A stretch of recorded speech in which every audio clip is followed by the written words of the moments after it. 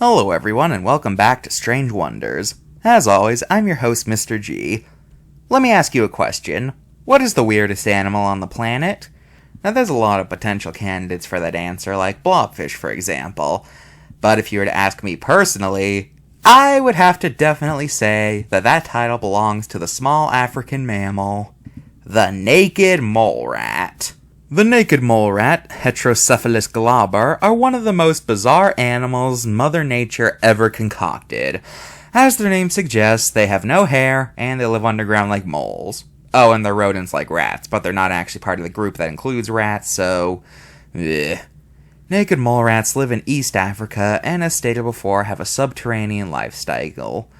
And believe it or not, they have a social system similar to bees or ants. Yes, really. This means that they have a queen who gives birth to all the rats and stuff like that, and these colonies can be huge, with some of them reaching nearly 300 mole rats.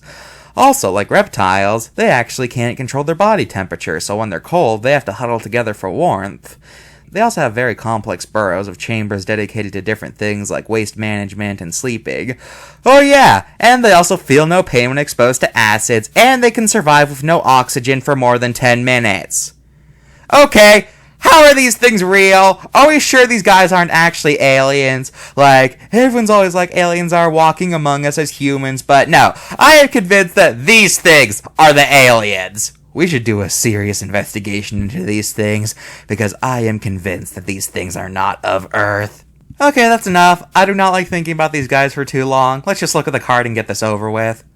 Oh, what is that thing? What is that thing? It looks like my grandma after a bath.